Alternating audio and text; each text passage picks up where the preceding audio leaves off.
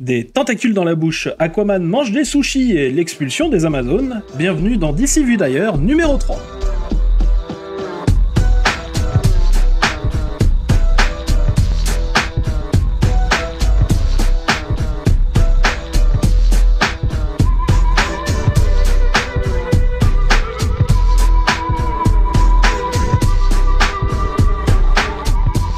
Et oui, déjà le 3e épisode, mine de rien, de ce podcast, qui compte revenir sur un petit peu ce qui sort chez DC en VO chaque semaine, ce qui est mine de rien un programme assez ambitieux. Heureusement pour ça, moi, SN Parod, je ne suis pas tout seul, puisque je suis accompagné de Nico. Bonjour Nico. Salut. De Midnighter. Bonjour Midnighter. Salut tout le monde. Et aussi, de celui dont on a chauffé la place, le temps qu'il arrive, je veux parler de Sofiane. Bonjour Sofiane. Bonjour, merci de m'avoir fait une petite place du coup. Ah bah de rien, écoute, la place est tout à toi. Tu peux même mettre ton nom dessus, tu peux faire des gribouillages et tout, voilà, il y a même pas de caution. Trop bien, moi je vais commencer par déboutonner un bouton, alors me mettre à l'aise. Oh, trop bien. Ah, je prends une photo, attends. Tout simplement, c'est l'épisode numéro 3, et ce coup-ci, on a, mine de rien, un peu plus de numéros à voir que les fois précédentes. Je vous propose de nous lancer, en fait, tout simplement de suite, et peut-être de nous lancer avec un numéro peut-être un peu bon enfant, un peu bon esprit. Commençons avec le numéro 106 de Nightwing. Alors, moi j'ai envie de dire, tu viens d'arriver, Sofiane, donc c'est toi qui commence. C'est bizutage, mais bizutage gentil. Alors déjà, je remarque que la couverture est assez différente des couvertures habituelles. Ça m'a tilté direct. On a un style qui est pour le coup assez différent. Et franchement, je l'ai trouvé plutôt pas mal du tout. On avait conclu, c'était une petite histoire sur le numéro d'avant, qui s'était conclu assez vite. Là, on arrive du coup sur ce qui semble être un nouveau début de petit arc. Mm-hmm. Niveau visuel, c'est toujours aussi classe. Là-dessus, de toute façon, c'est je trouve, intestable. Hein, c'est vraiment très bien. Oui. Après, je suis pas le plus grand fan de Nightwing, honnêtement. Je suis pas le plus grand fan de Tom Taylor quand il s'agit de continuité, en règle générale. Je trouve qu'il a une tendance, alors c'est moi, hein, c'est hyper subjectif, mais c'est vraiment qu'il a une tendance à beaucoup décompresser. Et à vraiment aimer mettre en avant le côté slice of life, ce qui est super agréable, hein, et je comprends que plein de gens adorent.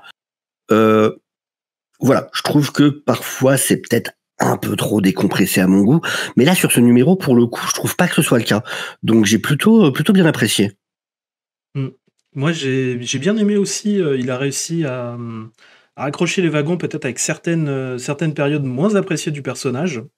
Ça c'était drôle d'y faire référence. Alors pour ceux qui savent pas, c'est une référence du coup effectivement contraire qu'on n'a pas dit du tout le pitch, mais en gros on a un flashback sur sa période où il se faisait appeler Rick, où il avait perdu la mémoire après l'attaque par le KGBiste. Et donc il se rappelle, enfin en tout cas il sait que Rick avait déposé un colis pour lui auprès d'un espèce de, c'est un groupe de, on dirait des pirates en fait. Oui, c'est un peu des pirates. D'ailleurs, c'est un arc qui avait été teasé dans un numéro qui est sorti dans le tome 4 de Nightwing Infinite. Oui, tout à fait. Justement, c'est justement, je l'ai relu là et juste après avoir lu le numéro 2, je me dis, ah mais oui, c'est vrai, j'avais un petit peu oublié ça. Donc, toujours plaisant. Il y a autre chose qui m'a interrompu que j'ai envie de dire, c'est que cet arc-là va être dessiné par Stephen Byrne, qui est un artiste anglais, et je trouve que son style colle beaucoup à celui de Redondo. Parce qu'au début, sincèrement, pour moi, j'avais l'impression que c'était presque dessiné par Redondo, mais avec un petit peu moins de dynamisme que d'habitude. Ouais. Donc il y a bien sûr le coloriste qui change pas, qui aide beaucoup. Comme on disait, la partie slice of life, moi c'est quelque chose que j'aime beaucoup chez Tom Taylor. C'est autant je trouvais que ce style d'écriture en single, je trouve que ça marche moyen, mais en fait en relié, je trouve que ça fonctionne vraiment incroyablement bien, notamment avec les sorties Urban Infinite, parce que je le lis à la fois en VO et je le rachète en VF. Je dépense 2 fois de l'argent pour Nightwing. Et je trouve vraiment que ça fonctionne bien mieux en relié, en fait. Oui. Voilà. Donc c'est pour ça, cet arc, je suis assez intéressé par voir où ça va aller. Et bon, avec un peu de chance, ça rendra peut-être le concept de Rick un peu plus intéressant que ce qu'on avait eu avant, qui était un peu tombé à plat, ouais, peut-être. Ouais. Tombé à plat, mais ça, en même temps, c'était quelque chose qui a été un petit peu imposé à l'époque. Parce que c'était pas du tout la deuxième amnésie en aussi peu de temps. Oui, parce qu'à la base, justement, Tom King en avait parlé sur Twitter. Il avait expliqué qu'il avait un plan. C'était que son plan, que Dick ne perd pas la mémoire, mais il soit quand même fortement blessé. Et durant un arc qui aurait duré 12 numéros, donc un an à peu près, c'est Tim Drake qui aurait pris soin de récupérer le costume de Nightwing, entre guillemets, et de prendre soin de son frère, qui lui aurait permis d'écrire une histoire entre les deux frères. Ah, ça aurait été cool, ça. Et là, on a eu Dan Didio qui est rentré dans la salle en disant non, rendez-le amnésique, j'aime pas Nightwing. Alors, j'aime pas Nightwing et j'aime encore moins Tim Drake. Donc là. Et je déteste Wally West. Et je déteste Wally West aussi. Il l'a peut-être dit en passant. Nico, qu'est-ce que tu en as pensé? Je suis plus ou moins du même avec vous. Comme je le suis en VO, j'ai un peu de mal avec le côté slice of life qui est un peu exagéré ces derniers temps dans Nightwing. Personnellement, je trouve que ça avance plus depuis le numéro 96 et là, le fondement final avec Blockbuster. Donc là, je suis content que Tom Taylor ait enfin l'air d'avoir une direction. Voilà, j'attends la suite pour voir s'il a vraiment une idée en tête ou pas. Ouais, je suis assez d'accord. Je pense que c'est un bon numéro et qui, j'aimerais bien, redonne un peu de peps. Et par contre, il faut quand même aussi parler vite fait, parce qu'il y a une backstory, du coup. Il n'y a pas que l'histoire de Nightwing. Il y a une backstory par un auteur, j'avoue, qui m'a rarement intéressé, donc Michael W. Conrad, avec Serge Acuna au dessin. Alors, qui est très joli visuellement, vraiment aussi très très classe. Et donc, on va suivre l'aventure de Dick et de Cassie, qui font des pancakes. Ouais. Voilà. Voilà, mais j'ai bien aimé en tout cas la mise en scène et tout. Je l'ai trouvé sympa en termes de mise en scène. Par contre, c'est vrai qu'il se passe pas grand chose.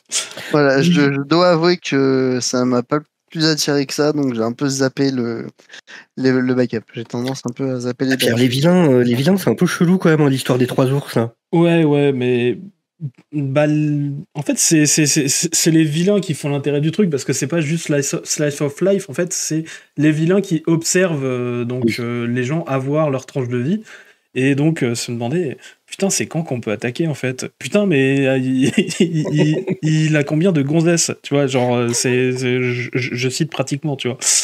Oui, parce que du coup, il y avait Cassie, et entre-temps, il y a aussi Steph qui arrive à un moment, spoiler. Et après, il est possible aussi que mon affection vienne du fait que j'adore le personnage de Cass aussi. Ce que je comprends tout à fait. Voilà. Je pense que nous n'avons plus rien à rajouter sur ce bon vieux L de la nuit, si on devait le franciser.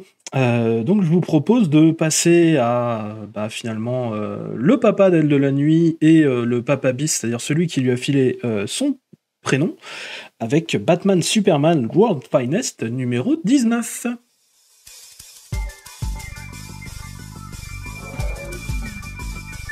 Mon cher Nico, je te laisse nous présenter. Du coup, c'est la suite directe du numéro précédent où on revient à la première rencontre entre Batman et Superman. Donc, c'est Jax Ur qui est sorti de la zone fantôme qui vient tabasser Superman. Je vous laisserai découvrir la suite. Moi, personnellement, j'ai trouvé cet épisode très cool, avec beaucoup de réminiscences du dessin animé. Rien que le design de Jax Ur, ça me rappelait le design qu'il avait dans Superman, l'ange de Metropolis. Et j'ai trouvé ça cool et feel good. Voilà. J'ai pas grand chose à dire de plus, à part que j'ai passé un bon moment à la lecture. Oui, c'est vrai qu'on est sur un espèce d'arc en 2 numéros seulement, qui fait un peu respiration, finalement. Et en effet, la preuve, Dan Mora est remplacé. Oui, c'est vrai, tout à fait. Et qui en effet sympathique, voilà, qui marche très bien, qui remplit son office. Mais c'est vrai que en termes d'analyse ou de trucs à dire, c'est vrai qu'il n'y a pas grand-chose à part dire que oui, non, c'est agréable et c'est très bien, et c'est bien fait. Bah en fait, c'est un peu le sentiment que j'ai avec depuis le début de la série avec Mark Waid, c'est que ça reste vraiment excellent, c'est du good vibes, toujours bien dessiné, que ce soit Dan Mora ou Travis Moore, hein, les deux font un excellent travail. Mhm. Et qu'on est vraiment dans un truc léger, et en soi, c'est pas plus mal en fait. Enfin, sincèrement, je trouve ça que ce soit pas plus mal d'avoir vraiment Batman et Superman, où on découvre un petit peu comment ils sont devenus ce duo dans cette version-là. Donc c'est très intéressant, sans compter que ça continue de teaser différentes petites choses. Oui, c'est vrai, c'est pas totalement pour le gratuit. futur, qui sera sans doute pas dans World Finest, mais dans Action Comics. Mhm. Mais ouais, ça reste vraiment absolument chouette. De toute façon, quoique World Finest, ça reste toujours chouette. Voir Superman et Batman qui apprennent un peu à travailler ensemble, et à la fin, c'est vraiment on est ensemble avec Batman qui dit directement ok, bah je vais t'apprendre à t'entraîner au corps à corps parce que tu en as vraiment besoin la semaine prochaine. C'était vraiment une quiche. C'est un peu ça. Donc ouais, c'est d'ensemble, c'était vraiment très cool, comme toujours bien dessiné, enfin tout. Et bon, le mois prochain, on retourne dans l'univers que Waid avait créé, à savoir le Kingdom Come, donc Oui, ce sera encore plus chouette. Oui. Pour une suite du deuxième arc. C'est ça. C'est un peu ça, oui, non mais c'est ça, il y a un côté très... Bah, c'est un petit peu comme Tom Taylor sur Nightwing, avec à chaque fois un élément qui tease un arc suivant, etc. Et c'est toujours chouette, ce genre de choses. Enfin, c'est une forme un peu sérielle, mais pas où chaque chapitre est forcément lié à une grande machination plus large, mais un truc où c'est des suites, voilà, un peu comme une bonne série télé, quoi. Ou un peu comme des comics, mais d'un autre âge pour le coup. Et du coup, moi, ça ne me dérange pas. Sofiane. Voilà, et c'est pas plus mal. Désolé, Minateur, je voyais Sofiane qui voulait parler. Non, pas de souci, j'attends, y a pas de problème. Mais alors perso, ouais, je suis un peu comme ça a été dit. Mark Waid, World's Finest, j'ai vu qu'au début, surtout dans les lecteurs comics américains, ça avait pas mal été encensé en mode c'est incroyable, c'est génial, c'est machin. Je trouve ça sympa, je trouve ça sympathique. Les premiers arcs étaient cool. Après, bon, c'était rien de révolutionnaire non plus. Alors effectivement, il y a ce côté feel good, un peu revival de comics old school, et c'est très sympa. Hein. Et effectivement, vu que Mark Waid a l'air d'être en train de reprendre un peu le rôle d'architecte chez DC, qui a incombé à Williamson, du coup, ça resserre dans d'autres, de la même manière que le début de World's Finest avait servi pour Shadow War et tout ça, et Planète Lazarus. On se doute bien que là, ça va être un peu la même chose. Et effectivement, c'est un numéro qui est très sympathique. Ça n'invente rien. On a déjà vu plein de fois cette première rencontre. Ça correspond à des choses qu'on avait déjà vues, mais c'est bien écrit, c'est agréable, ça se lit bien. C'est pas du tout un truc qui me dérange ou quoi que ce soit, ou que j'ai apprécié. C'est cool. Maintenant, voilà, je l'oublie assez vite derrière. C'est une petite lecture feel good qui dure 20 minutes, et puis on passe à autre chose, quoi. Et je pense aussi que c'est... sur le côté encensé, c'est peut-être aussi que ça faisait longtemps qu'on n'avait pas eu de série de ce genre-là qui a fait ça au début. Ouais. C'est ça, surtout que la dernière série Batman Superman, c'était notamment le premier arc avec le Batman Thierry et les Batman et les super-héros infectés, et que le reste c'était moins bien, et ça restait toujours dans des trucs un peu sombres, on va dire. Ouais, alors que là, la toute fin du run précédent quand même était assez sympathique, avec un truc avec Calendarman et un truc avec Yang, ouais. Voilà. Mais je suis d'accord avec toi sur tout le début, qui en effet était très déprimant. C'est ça, alors que là, c'est vraiment un duo lumineux, c'est vraiment les deux qui travaillent ensemble et qui se font entièrement confiance de A à Z. Il y a pas Batman qui a limite la bague en kryptonite prêt à sortir à la moindre seconde, en fait. Ni la bague au doigt. Il y a un juste milieu. C'est ça.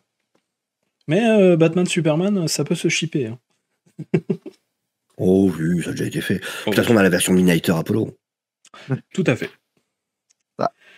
Donc du coup, bah voilà, on conclut donc sur un numéro sympathique qui marche bien, et puis on attend du coup de passer à l'arc plus consistant qui devrait arriver le mois prochain. C'est ça. Hop, donc du coup, nous allons passer donc à notre prochain titre.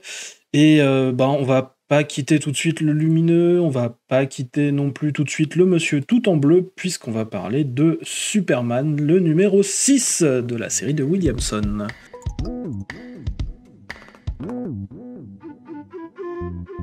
Eh bien, Midnighter, c'est ton tour, figure-toi. C'est ça, donc c'est un nouvel arc qui commence. On perd malheureusement Jamal Campbell au dessin le temps de ce petit arc de 3 numéros, où Superman a découvert dans le numéro précédent que Lex Luthor avait enfoui des dizaines de secrets un peu partout, que les secrets de Lex Luthor avaient des secrets qui ont eux-mêmes des secrets, hein, c'est un petit peu résumé comme ça. Et du coup, il découvre que Lex Luthor a caché une sorte de cellule sous Stryker Island qui contient quelqu'un ou quelque chose. Et forcément, Superman part l'ouvrir et c'est là où ça va mal se passer comme d'habitude. Oui. C'est un petit peu un résumé rapide. De mon côté, moi je suis vraiment un fan de cette écriture que Williamson a sur Clark.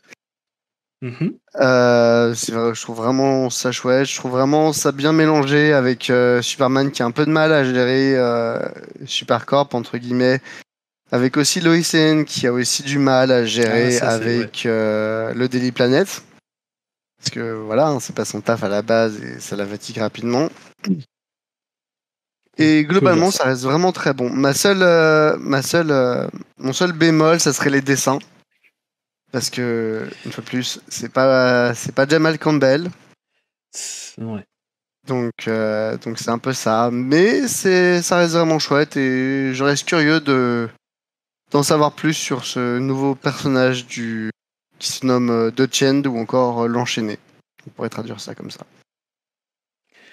Oui, qui est un monsieur un peu roux et je vous avoue que pendant 2 secondes, j'ai cru que c'était Lionel Luthor. je vous l'avoue. Non, écoute, je suis un peu d'accord, surtout sur les dessins où en effet c'est un peu moins bien. La première fois où on voit Superman arriver sur la double page, là j'étais mince, c'est pas tout à fait. Voilà, mais j'ai beaucoup aimé donc ce que tu disais sur Lois Lane, justement, le fait qu'elle ait du mal à gérer son nouveau rôle donc de rédactrice en chef du Daily Planet. J'ai trouvé ça assez bien vu et notamment un nouveau surnom. Maintenant, Clark l'appelle Metropolis et c'est bien fait. C'est vrai que c'est fou qu'il n'y ait jamais pensé avant, comme il le dit. Ouais, c'est vrai que c'est bizarre. Mais bon, en tout cas, moi j'ai trouvé que c'était un numéro solide au niveau de l'écriture et au niveau du dessin, ça va. Je veux dire, ça aurait pu être vachement mieux, mais bon, ça fait le travail. Voilà. Oui, ça fait le travail. En soi, j'ai pas passé non plus le numéro à limite me faire saigner les yeux, ça va. Bon. Campbell manque un petit peu quand même, et j'espère qu'on le reverra après cet arc-là. Ah oui, ce serait bien. Non, c'est Redondo qui est prévu après cet arc-là. Non. Ah, ok. Ouais. On pourra peut-être s'y faire aussi. C'est pas non plus un mauvais dessinateur. Et toi, mon cher Nico? Vraiment comme vous, j'ai eu un peu de mal au début avec le changement de dessinateur. Sinon, j'ai vraiment apprécié à la lecture, ça se lit tout seul. Franchement, Williamson gère bien les conséquences de l'arc précédent et en même temps lance bien sa nouvelle intrigue. Et j'aimerais bien déjà lire le suivant. Oui. C'est toujours ça le problème quand t'as un part 1 qui est bon, tu veux la suite, quoi. Ouais. C'est la preuve que c'était bien écrit. Et toi, Sofiane? Alors moi déjà, pareil, j'aime beaucoup. Je trouve qu'on est vraiment on est dans une belle période pour Superman, vraiment, et ça fait plaisir. On est dans un renouveau vraiment chez DC du personnage, et j'adore ce que fait Williamson depuis le début avec cette série.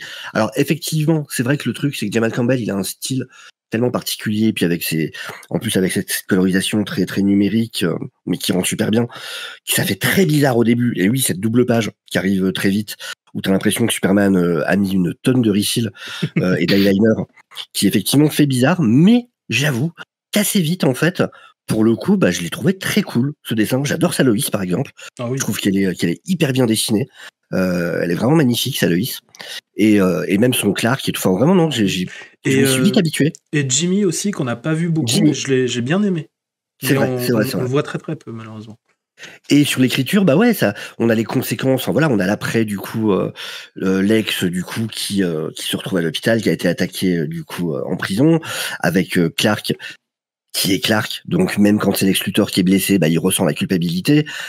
Et effectivement, il y a tout ce côté. Alors, on en reparlera de Supercorp en plus, parce que du coup, ça apparaît aussi dans un autre comics dont on va parler aujourd'hui, de Ramsey, pour donner un indice. Mais non, vraiment, ouais, je suis curieux. Alors, The Shane, c'est marrant, pour le coup, il me faisait un peu penser à la version de Blake dans le Thor de Donny Cates. Mm-hmm. Je trouve qu'il y a un petit truc un peu commun dans l'esthétique des deux personnages, mais vraiment curieux. Pour l'instant, voilà, c'est vraiment une entrée en matière, ce teasing de ce nouveau vilain. Et ouais, je suis très curieux de voir ce qu'il en est, quelle est exactement son origine, comment il a été créé, tout ça. Donc non, très bon numéro, vraiment très bon numéro pour ma part. Bah, très bien.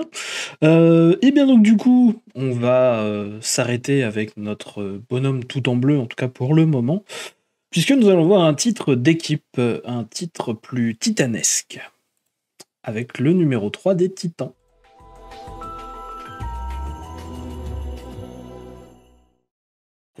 Et donc bah c'est mon tour. Ah là là, le résumé. Eh bien en fait, oui c'est toujours un exercice compliqué parfois. Donc là en fait on est en plein sur un arc avec un ennemi un peu central, on va dire pour les Titans, hein, voilà, l'église du sang, l'église de Brother Blood.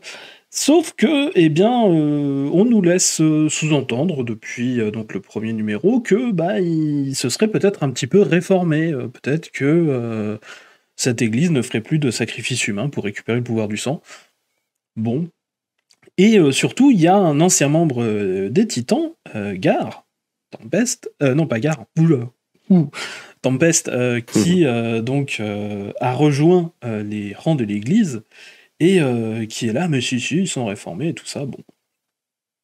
C'est un peu là qu'on arrive, les Titans vont enquêter dans une des églises, et ils tombent sur un sacrifice humain. Et donc forcément, bah, ils se mettent un petit peu dans la baston, et puis finalement, c'est pas tout à fait ce qui semblait au premier abord. C'est comme ça que je résumerai. Voilà. Non, tu résumes correctement, c'est pas un souci.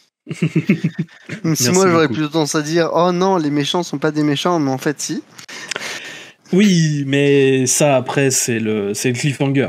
Ouais, c'est ça. C'est un cliffhanger à base de tentacules. On nous fait Last of Us. Oui. Et non, franchement, c'est un bon numéro. J'aime bien, justement, en fait, au début, tu sautilles un petit peu, justement, sur oh, les méchants, ils sont méchants. Ah non, ils sont pas méchants. Ah si, en fait, ils sont méchants. Qui était, pour le coup, assez bien écrit, parce que c'est un exercice qui peut être casse-gueule, hein. Ce genre de truc. Là, pour le coup, ça passe assez bien. Parce que en fait c'est pas ce que les héros voient n'est pas tout à fait en fait ce qu'ils auraient voulu montrer de base en fait. C'est aussi quelque chose qui contrarie le plan des méchants. Donc c'est assez bien fait. Moi je trouve, et j'adore le dessin. Oui, voilà. C'est Nicolas Scott au dessin, donc de base c'est très bien. Voilà. Et je trouve que c'est un peu moins feel good que ce que fait Taylor ailleurs, je trouve. C'est-à-dire qu'il y a quand même des enjeux. On te dit que possiblement il y a un personnage qui va possiblement bientôt mourir, avec des bidouilles spatio-temporelles. Hein. Et ouais, il y a des petites choses en fond. Moi j'aime bien, en tout cas. Voilà. Et toi, mon cher Nico, c'est toujours toi que je demande. Bah, comme toi, j'ai bien aimé. J'ai trouvé ça l'intrigue assez classique, hein, au final. Les méchants, pas vraiment méchants. Puis le twist, on s'y attendait, même s'il est bien dégueulasse. Hein. Mais oui, c'était classique. Et en même temps, bah, j'ai adoré. Franchement, je sais pas, ça doit être soit moi qui suis pas objectif parce que c'est les Titans, ou alors c'est l'écriture de Taylor qui gère bien la dynamique de groupe. Et puis, bon, avec les dessins de Nicolas Scott, en général, tout passe. Ouais. Donc, oui. Voilà. À toi, j'ai envie de dire aussi que c'est un épisode très axé action, mais voilà. Une fois de plus, avec Nicolas Scott, je trouve qu'elle gère bien les scènes. Donc voilà, ça donne envie de lire la suite. C'est cool d'avoir enfin les Titans qui sont mis en avant. Oui. À toi, Midnighter. Un peu préparé que vous tous. Le script est assez simple. Enfin, perso, je trouvais que c'est un numéro qui se reposait pas du tout sur les scripts, mais beaucoup plus sur les dessins. Et bon, Nicolas Scott, voilà, j'ai dit tout le bien que je pense d'elle. Ça ne change pas et ça reste. Et je pense que ça restera encore longtemps. Très probablement une de mes dessinatrices favorites. Let's go. C'est parti. Non, rôle Nicolas Scott, évidemment. Excellente dessinatrice. Une compatriote de Tom Taylor, d'ailleurs, dessinatrice australienne. Et je trouve, en fait, c'est un numéro, effectivement, alors qu'il n'y a pas un script incroyable ou quoi, mais qui réunit les points forts, qui réunit les forces, en fait, de Tom Taylor. C'est-à-dire l'humour sur la gestion du rythme. Sur l'humour, j'ai adoré cette partie où, effectivement, il y a ce côté, non, mais ça se trouve, effectivement, ils sont réformés, faut croire en eux, machin. Et là, bim, on passe à la double page avec cette piscine de sang, cette femme qui va être sacrifiée et tout ça. C'est hyper, voilà, c'est vraiment bien amené sur la gestion du rythme, c'est bien fait. Donc, l'humour, effectivement, qui est un des points forts de Tom Taylor. La voix des personnages, qui est aussi un des... Voilà, il sait comment donner aux fans de personnages des moments qui leur fassent plaisir. C'est un truc qu'il a toujours su faire. Vraiment, il est très, très bon là-dessus, pour le coup. C'est ce qui fait que même des séries sur lesquelles j'accroche moins de Tom Taylor, je sais qu'il y a des moments où je vais ressentir des trucs, où ça va quand même marcher avec moi, parce que voilà, il est fort pour faire ça. Et j'aime son côté, un peu ce que je trouve chez Jeremy Adams, ce côté vraiment de positif. Oui. C'est pas le super-héros avec tout ce cynisme de toujours les super-héros qui se battent entre eux, ainsi de suite. On a, par exemple, il avait déjà fait d'ailleurs ce truc il y a pas longtemps, de super-héros qui se rencontrent et c'est en mode, non, on va pas se battre, on va plutôt discuter. C'était avec John d'ailleurs, de mémoire. Et là, on a le moment, par exemple, avec Starfire et Donna, où beaucoup auraient fait un drama sur le fait qu'à un moment, Nightwing va demander à Donna de diriger l'équipe. Et là, non. Il plonge pas dans ce trope-là. C'est, mais non, mais t'as pris une décision, en quelques minutes, t'as réussi à régler la situation. C'est cool, meuf. Je te suis n'importe où. Et ça fait du bien. Ça fait du bien de voir des super-héros qui agissent comme des super-héros. Qui sont pas que dans l'ego, qui sont pas que dans la dissension entre eux et tout ça. Surtout les Titans, qui sont vraiment, voilà, en plus cette famille, vraiment, d'autant, encore plus que d'autres équipes. Donc voilà, je trouve qu'effectivement, c'est un numéro qui apporte rien d'incroyable, même s'il tease effectivement beaucoup de choses à venir, mais qui est hyper agréable à lire, que je trouve vraiment très sympa à lire pour le coup. Très bien, je pense qu'on a été assez clair sur le fait qu'on aime bien. Voilà. Je vous propose de passer à un titre que possiblement, d'après ce que je vois, certains vont moins aimer. Nous allons passer à Catwoman numéro 57. Voilà, donc on a déjà entendu un ouf.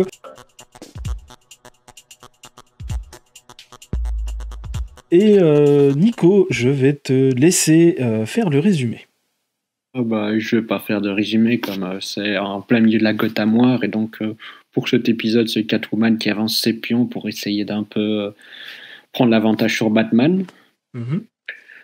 Donc du coup qu'est-ce que je peux rajouter de plus à part que je n'ai point aimé cet épisode à cause de toujours ce problème d'écriture des personnages qui sont un peu clichés. La relation Red Hood-Batman c'est une catastrophe.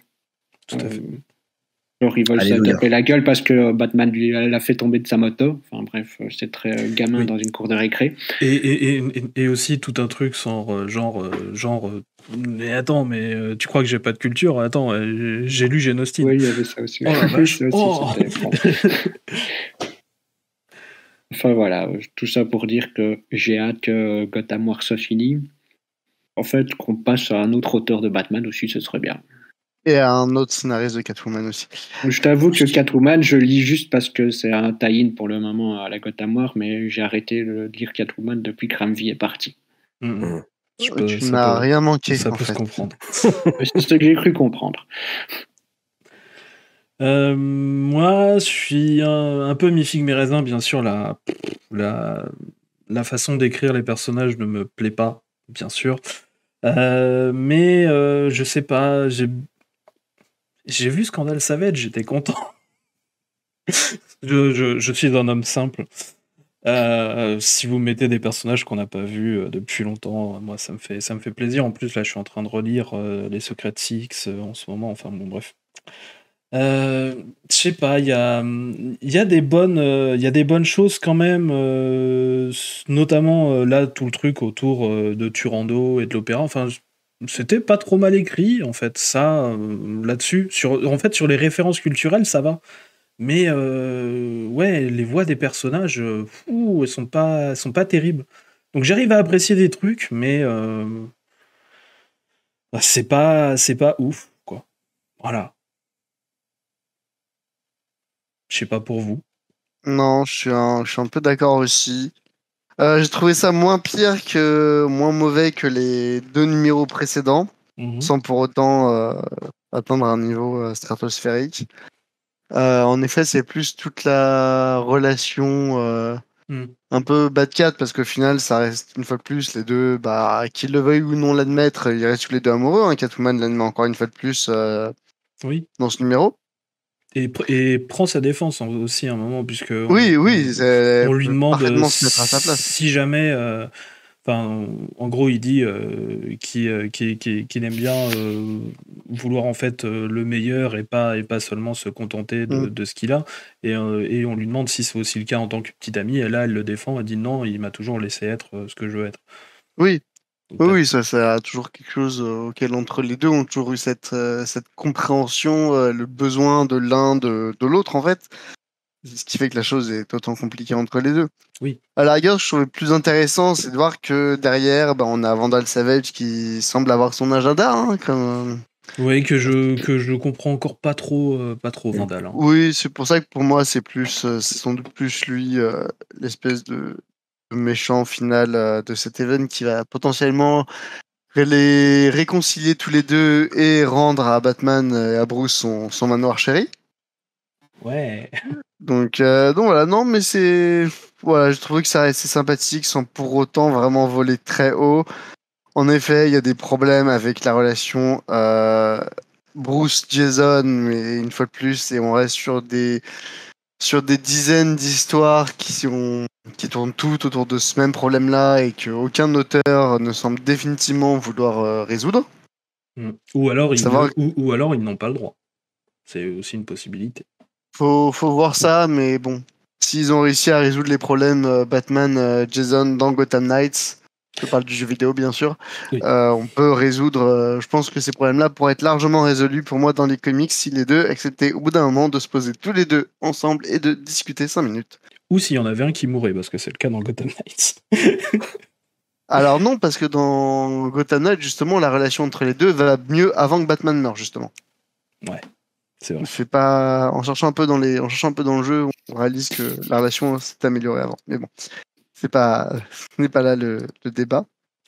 Tout à fait. Mais globalement, ouais. Sinon, le dessin reste assez correct, sans pour autant être transcendant. Donc, on va dire c'est bof, quoi.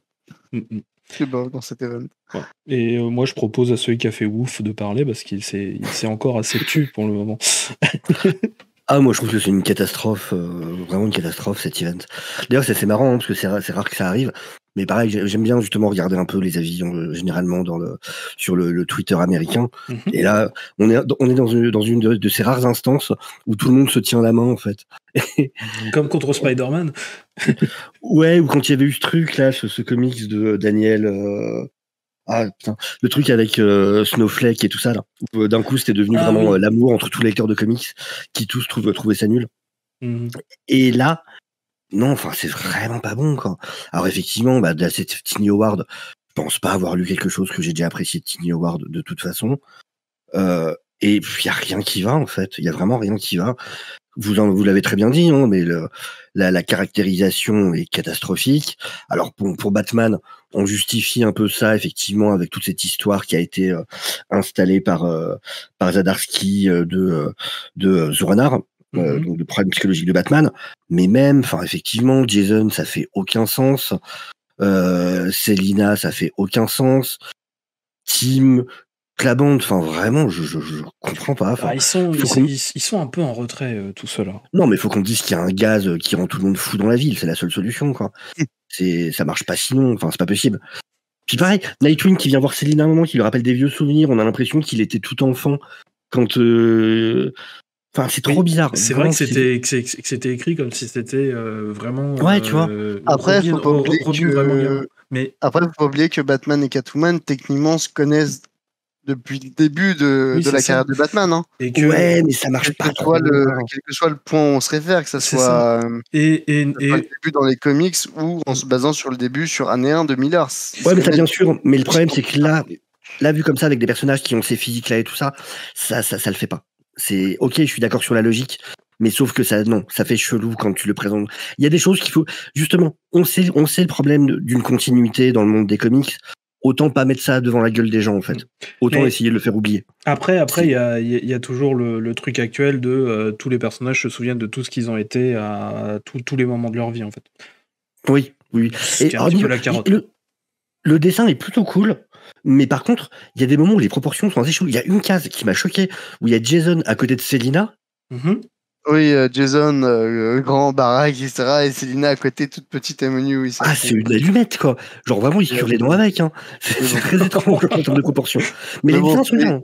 Mais bon, Jason est en effet connu pour être beaucoup plus massif, même que les autres membres de la Bat-Famille. Hein, ah ouais, mais là, c'est vraiment... Et même dans Gotham Knight.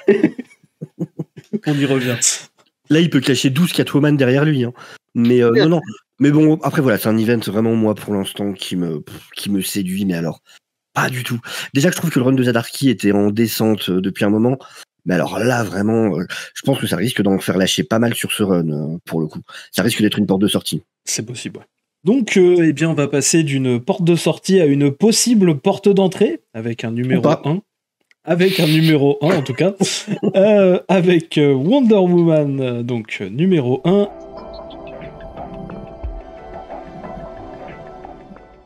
Et je vais demander à Midnighter de résumer parce qu'on va aller dans la controverse après. Alors, donc Tom King. Déjà, Tom King, on va pas le présenter. Il a écrit pendant très longtemps sur Batman durant l'ère Rebirth. Il a aussi écrit sur Superman le très bon Up in the Sky.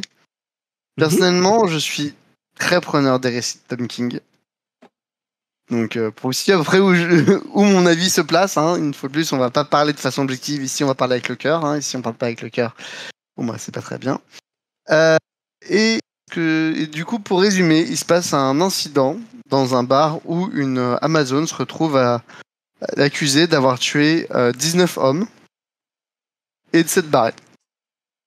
Et au cours des différents jours et semaines qui vont s'écouler, parce que le numéro est quand même sur une temporalité assez grande, le gouvernement américain va mettre en réponse à ça une loi d'extradition des Amazones du territoire américain. C'est-à-dire elles ne sont plus les bienvenues, c'est merci mesdames, vous repartez chez vous.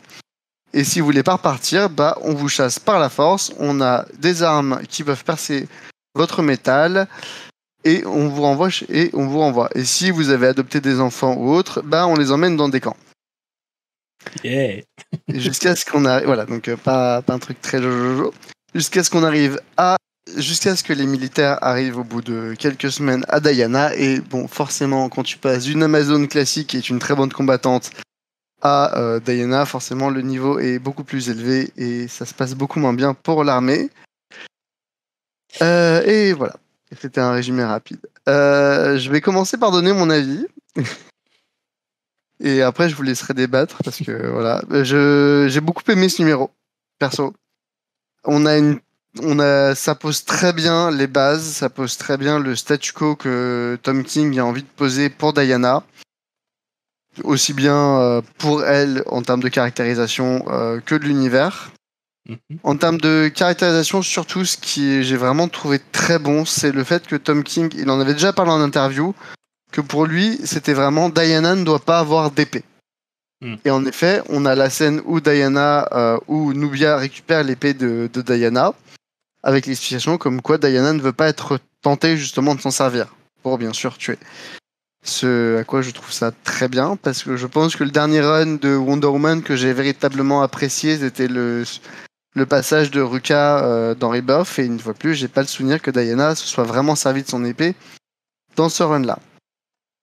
On a bien sûr dans l'histoire des tas de potentiels second niveau de lecture. Hein, c'est assez facile de comparer les Amazones à n'importe quelle autre communauté minoritaire.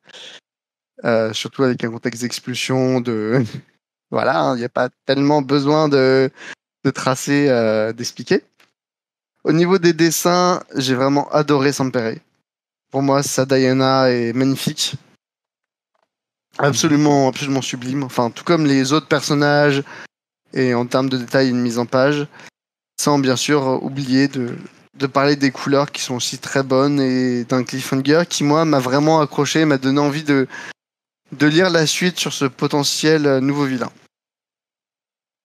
Donc, en tout cas, de mon côté, ça reste sans doute mon gros coup de cœur de la semaine. Ouais. Donc voilà, ça va être intéressant du coup d'entendre vos autres avis. C'est ça. Sur lesquels je vais m'efforcer de ne pas intervenir. Parce que j'ai tendance à un peu trop défendre Tom King, pardon. C'est ça. Peut-être Nico.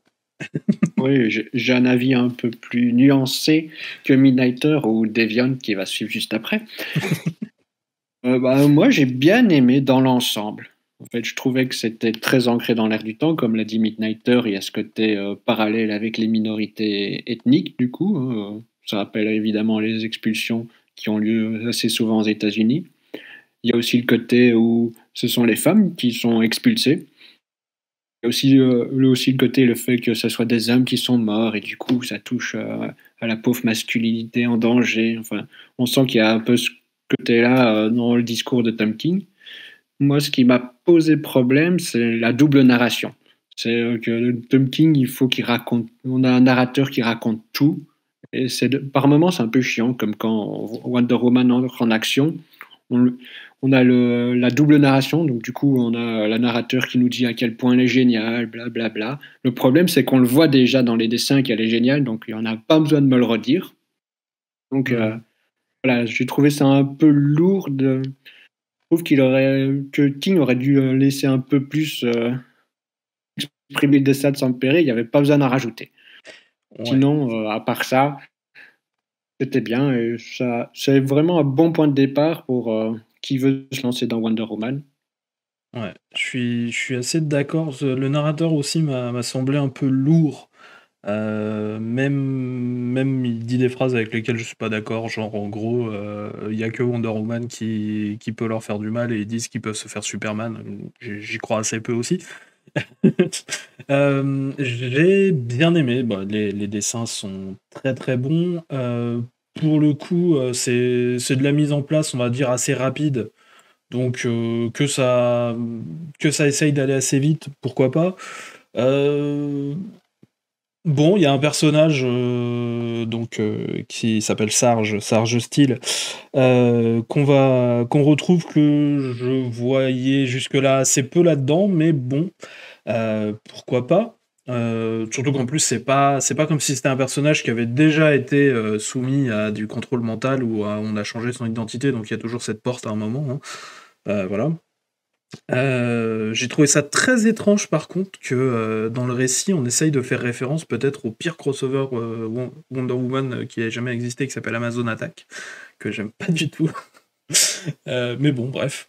Et si au niveau du dessin ça fait appel à un cliché que je déteste, c'est-à-dire qu'en fait quand on a une page en fait très très large et qu'on veut te montrer un point de détail, on te fait un carré blanc ou un rectangle blanc autour des trucs qu'on veut te mettre en détail, c'est bon, je sais lire une page, merci bien. Mais sinon, à part ça, moi, j'ai assez bien aimé, et je pense en effet que à voir jusqu'où ça va continuer, mais pour l'instant, je trouve que c'est en tout cas un bon début. Et maintenant, on va lâcher le fauve. Sofiane, c'est à toi. Allez. Déjà, effectivement, c'est important de se replacer par rapport à Tom King, que c'est vrai que c'est un auteur qui peut être assez clivant. Perso, moi, je suis vraiment entre les deux sur Tom King. Ça veut dire qu'il y a des récits de lui que j'aime énormément, vraiment. Et c'est vrai, par exemple, Midnighter parlait de Up in the Sky. Pour moi, c'est une des meilleures histoires de Superman de ces dernières années. Son run sur Batman, il y a des vrais hauts et des vrais bas, pour moi. Oui. Maintenant, c'est vrai qu'il y a aussi des parties qui n'étaient pas de sa faute, qui étaient des décisions éditoriales. Mais par exemple, son numéro Super Friends Double Date avec la relation Batman-Superman était extraordinaire. Extraordinaire. J'ai adoré Supergirl Woman of Tomorrow, que je trouve vraiment formidable. Voilà. Il y a des choses que j'aime beaucoup moins de lui et des choses que j'aime. Et dans Danger Street, en ce moment, est très bon, je trouve, par exemple. Maintenant, venons-en à ce Wonder Woman.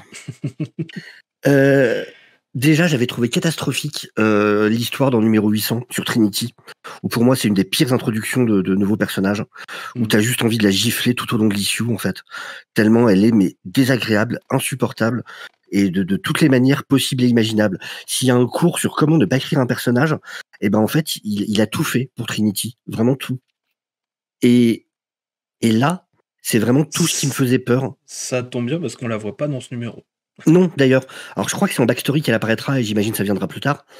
Mais parce qu'il faut savoir qu'il y aura 2 temporalités différentes dans ce run, avec effectivement Trinity dans le futur et cette histoire au présent de Wonder Woman. Et vraiment, c'est tout ce dont j'avais peur. C'est tout ce dont j'avais peur que Tom King risquait de faire. J'avais un côté confiance en mode bon, Tom King sur une héroïne, je pense que ça peut le faire. Entre autres parce que Supergirl Woman of Tomorrow, parce que je sais de lui. Et je trouve que c'est une catastrophe. C'est une catastrophe. C'est terrible. Mais en fait, je crois que ce qui m'énerve d'autant plus avec ce numéro, c'est qu'il m'oblige, du coup, à devoir dire des choses en commun avec des gens avec qui j'ai pas du tout envie d'être d'accord. Parce que c'est tous les stéréotypes possibles du comics moderne, de comment tu fais de la politique, mais au niveau 0. Vraiment, c'est la politique pour les enfants, c'est les thématiques pour les enfants. Je suis pas du tout un de ces types à dire qu'il faut pas de politique dans les comics. Bien évidemment que c'est de la connerie, ça. Mais là, c'est tellement unvenose. Enfin, il y a rien qui va dans le déroulement de l'histoire pour moi déjà. Comme le disait Midnighter, effectivement, ça se passe sur plusieurs mois, mais ça n'a aucun sens. On a quand même une Wonder Woman qui est celle qui a sauvé le monde, il y a pas si longtemps dans Metal, et ça, les gens s'en souviennent. Et si au moins il s'était raccroché à Night Terrors, en raccrochant ça, l'event de cet été de chez DC, pour ceux qui le savent pas, qui en gros va se terminer sur une espèce de peur intuitive des super-héros, pour certaines raisons. Si au moins il s'était raccroché là-dessus, je pourrais encore essayer de comprendre. Là, je ne comprends pas dans la continuité. C'est-à-dire que d'un coup, pour un événement, dans ce monde de DC, une Amazon tue 19 personnes, c'est même pas une ville, c'est même pas un pays machin, c'est 19 personnes. Mais je me demande si c'est pas un commentaire justement sur l'éditorial et sur comment Wonder Woman a été vue après avoir tué juste Maxwell Lord.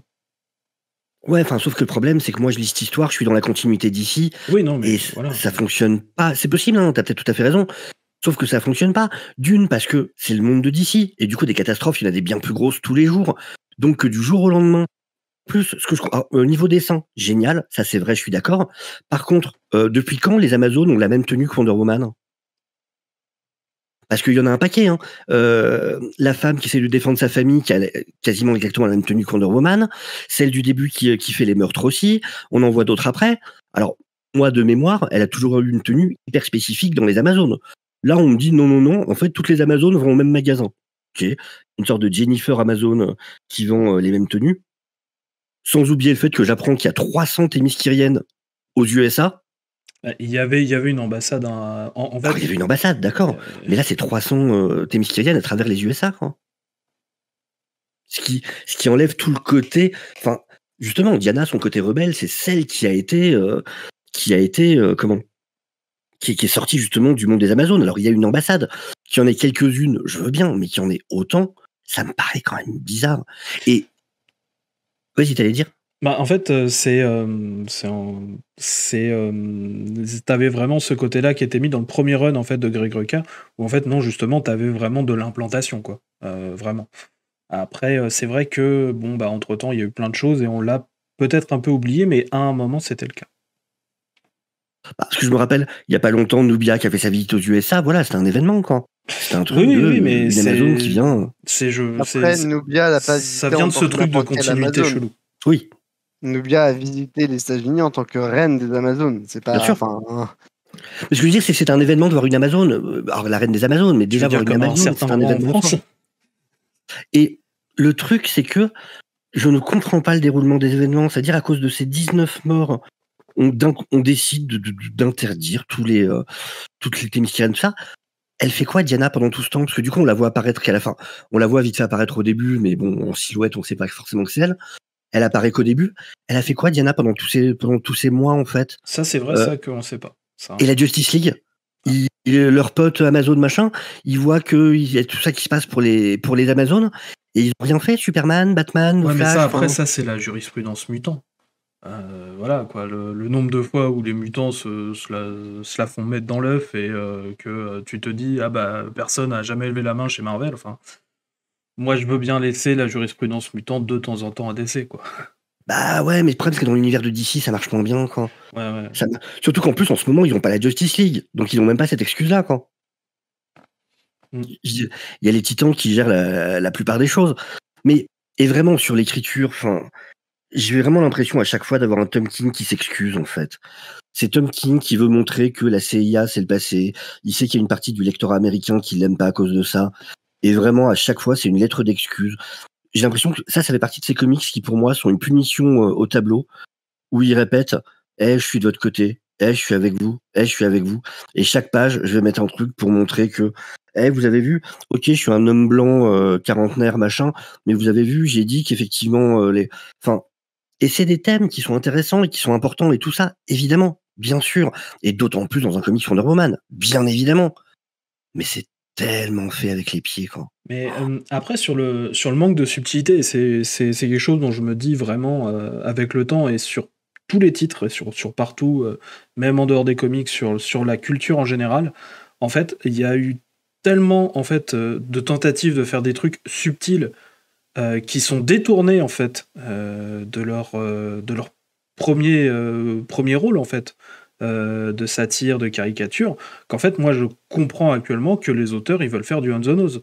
Au moins, on pourra pas détourner. Je comprends, mais j'ai surtout l'impression d'être pris pour un con, quoi. Bah, je sais. Je sais pas comment concilier les deux. Mais puis bon, voilà. Il avait teasé le fait qu'il allait apporter, j'en parle parce que du coup, il avait énormément teasé, qu'il allait apporter un vilain, ce qui serait l'équivalent du Joker pour Batman ou de Lex Luthor pour Superman. Ouais. Bah pour l'instant, le vilain, on l'a vu sur une page. Là, excuse-moi, mais pour moi, tu peux pas juger un vilain sur une page, en fait. Alors, c'est ce que j'allais dire. On sait rien d'autre, en fait. C'est ce que j'allais dire, justement. Que, pour l'instant, on l'a très peu vu. Mais pareil, ça fait tellement stéréotype. Et encore une fois, enfin, je comprends pas. Donc, il y a ce personnage qui existe. Et malgré le fait qu'il y ait eu un Lex Luthor président, qu'il soit passé plein de choses, enfin, dans ce monde-là, des sociétés secrètes, il y en a tellement déjà. Et là, maintenant, on me dit qu'il y a en plus ce type-là derrière. C'est, ouais. Après, oui, ce que j'allais dire, justement, on l'a vu qu'une case et du coup, on sait pas grand-chose. Mais j'avoue que cette idée de... Déjà, ça me fait beaucoup trop penser à un manga très connu. Voilà, ceux qui savent. Je vais pas en dire plus. Je suis en train de le rattraper en ce moment. Bah voilà, bon, bah tu vois de quoi je parle. Ça me fait énormément penser à ça. Et ouais, enfin, dans ce monde-là d'ici, j'attends de voir comment il va le développer. Vraiment, je suis curieux de voir. Mais l'idée en soi me plaît pas trop pour l'instant. Peut-être que je vais changer d'avis. Hein. Et même là, tout ce que je dis sur tout ça, c'est une issue. Oui. Alors, il y avait aussi celle avec Trinity que j'ai pas aimé, effectivement. Mais peut-être que sur la suite, je vais changer d'avis. Et peut-être que la prochaine fois qu'on en parlera, j'aurai retourné ma veste et que je dirai que j'ai trouvé ça incroyable. C'est possible. Là, pour l'instant, c'est Tom King, il y a les deux. Et là, vraiment, je suis dans le Tom King avec lequel j'ai beaucoup de mal. Je comprends. On va donc passer à la suite. Non, mais c'est compliqué de faire la transition. Je trouve ça vraiment triste parce que son Supergirl, par exemple, je le trouve extrêmement bien écrit. Et tout le côté, justement, sur le féminisme et tout ça est hyper bien amené. Et il a fait quelque chose qui, à mon avis, va moderniser Supergirl pour des années et des années à venir. Il a changé le personnage. Et c'est vraiment formidable ce qu'il a fait dessus. Et du coup, je suis d'autant plus vénère. Parce qu'il a fait un truc génial, et là, c'est tellement l'inverse pour moi. C'est ça qui fait que je suis encore plus déçu. Non, mais je comprends. Après, je pense aussi que Tom King a peut-être voulu en mettre beaucoup d'un coup sur un seul numéro. C'est possible. Histoire de dire que voilà, c'est bon, voilà dans quel contexte mon histoire va se dérouler, c'est fait, c'est bon, on n'en parle plus. La base est posée, à partir de là, je peux construire, parce que c'est sûr que tout ce qui se passe, on aurait pu facile étendre ça sur au moins 2 ou 3 numéros de plus. C'est souvent pour ça que je trouve que c'est sans doute un peu lourd à lire par moment. Mais pour moi, ça reste pas un problème. C'est vraiment, ils ont tout mis. Enfin, Tom King a dans les 30 pages du comics parvenu à installer exactement le statu quo qu'il voulait pour Diana, dont il avait besoin. Je comprends, mais il aurait fallu que ça fasse sens. Dire, je construis là. J'ai pas envie de faire. Je vais pas faire 6 numéros pour ça. Ça servira à rien. Quand je peux vous le faire en un seul. Pour moi, ça aurait servi d'avoir une évolution un peu plus lente. Et il y a moyen de le rendre intéressant. Après, voilà, c'est totalement subjectif et je comprends qu'on puisse adorer. Bah, merci beaucoup. En tout cas, moi, ce que j'aime bien surtout, c'est que les arguments sont assez clairs. C'est ça qui est très bien. Donc, merci. On va passer à un titre que je crois que je suis seul à avoir lu. Voilà.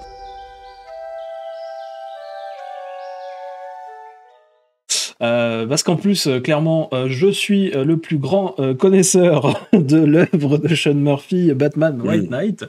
Clairement. je rappelle que je l'ai lu cet été, le premier. Voilà. Donc, Batman White Knight Present Génération Joker numéro 5. Franchement...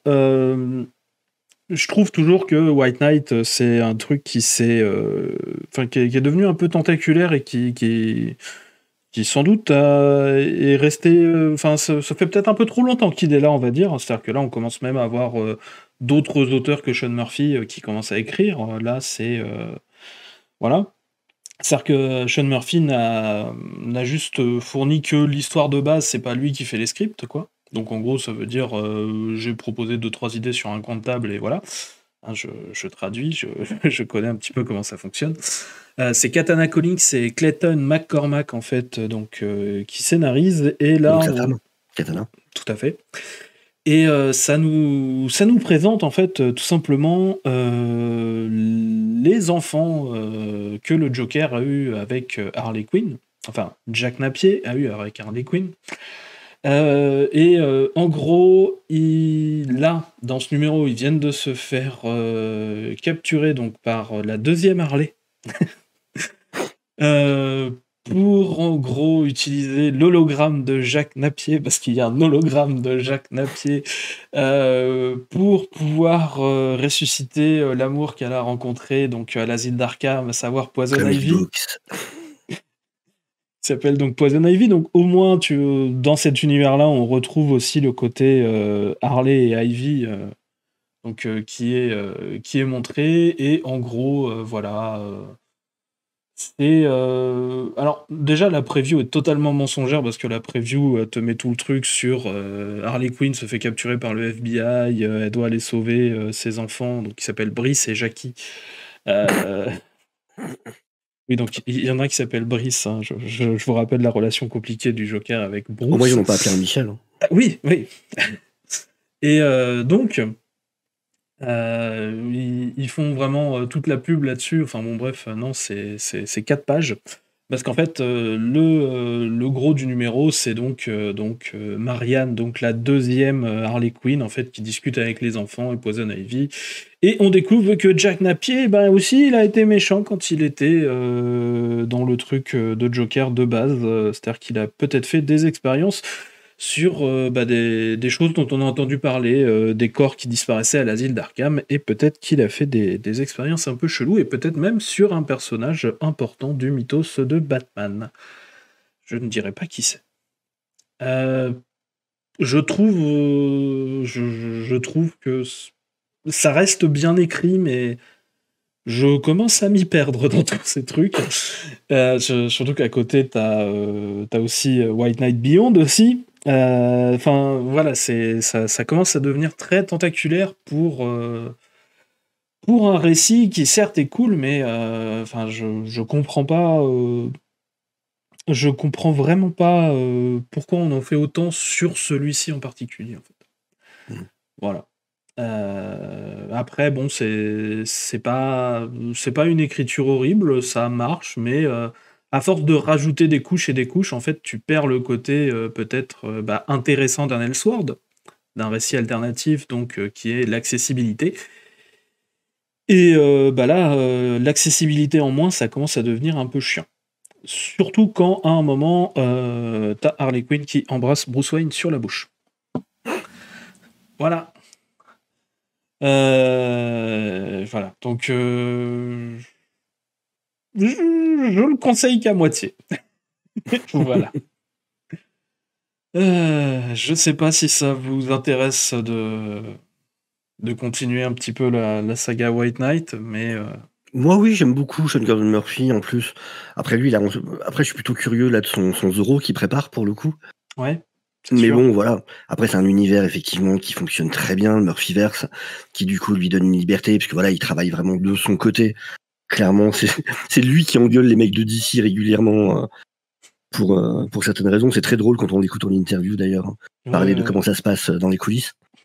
Mais oui, non, je suis vrai. Après, voilà, le problème, c'est que effectivement, ça marche beaucoup, donc ils vont faire trop, comme d'habitude. Ouais, là, j'ai peur que là, ouais, non, là, ça... Déjà le deuxième, donc Curse of the White Knight, je le trouvais déjà vachement moins bon. J'ai bon espoir pour le Harley Quinn là, que je dois rattraper. Mais celui-là... Voilà. Je me suis rattrapé les quelques numéros précédents aussi. Non. Je pense que oui, là, il est temps peut-être d'arrêter ou en tout cas de ralentir. Réfléchissez un petit peu et voyons où est-ce qu'on veut aller faire aller l'histoire. On passe à autre chose ? Allez. Alors, on va passer sans doute à quelqu'un d'un peu plus zélé, sans aide, puisque nous allons parler Dog Girl.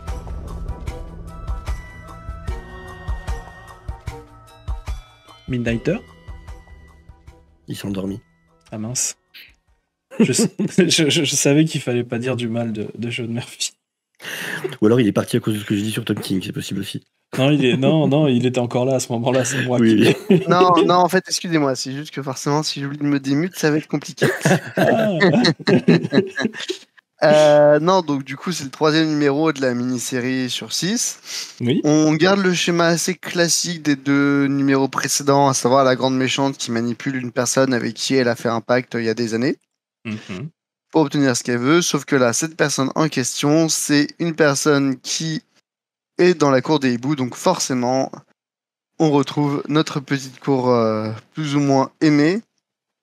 Et voilà, ça reste... personnellement, je continue de trouver ça sympathique, mais sans plus. C'est pas mauvais, ça se lit, c'est agréable. J'aime beaucoup cette Kendra un peu plus fragile, en fait. Oui. Enfin, il y a une sorte de fragilité à cette Kendra qui doute beaucoup d'elle-même, de forcément tous les problèmes qu'elle a dans le passé avec ses multiples vies et incarnations. Que voilà, ça reste très compliqué, le background. Et qui est même un peu, j'ai l'impression, plus que en... Enfin, même plus un peu en révolte par rapport au destin auquel elle est censée être destinée. Ah oui, tout à fait. Plus que vulnérable, des fois, je la sens vraiment en révolte. Oui, c'est ça. C'est d'un côté, c'est parfaitement que c'est un truc... c'est une forme de malédiction qui est sur elle, et qui connaît déjà un peu plus ou moins la suite. Mais voilà, c'est tout. J'ai pas vraiment grand-chose à dire dessus. Ça reste vraiment un numéro assez sympathique. Dans la lignée des 2 précédents, donc concrètement, si les gens n'ont pas aimé les 2 précédents, je pense qu'ils peuvent déjà lâcher la mini-série. Je pense. Au niveau des dessins, je trouve que ça reste vraiment assez joli, plutôt assez correctement mis en scène. Et aussi, ça m'a fait un peu du bien de voir un Batman qui n'était pas caractérisé de façon un peu débile. Oui. Donc voilà. Même si c'est vrai que le chien aussi, c'est un expert. Souvent que lorsque tu mets Batman dans ta série, c'est pour des raisons de marketing. Là, je trouve qu'il a quand même un rôle correct, déjà parce que ça se passe bien à Gotham. Hein, il n'est pas téléporté par accident. Donc voilà, vraiment un truc sympatoche, mais sans plus. Donc. Oui, c'est ça. Et puis il y avait 2 trucs qui étaient liés à ses ennemis, donc tu comprends un petit peu. Tu avais la cour des hiboux et tu as aussi des gens qui prennent un peu Killer Croc comme modèle. Bon. Écoute, Il faut des modèles pour tout le monde. Non, moi aussi j'ai bien aimé. Je crois même que j'ai préféré ce numéro-là par rapport au premier. En fait, je le trouve un peu.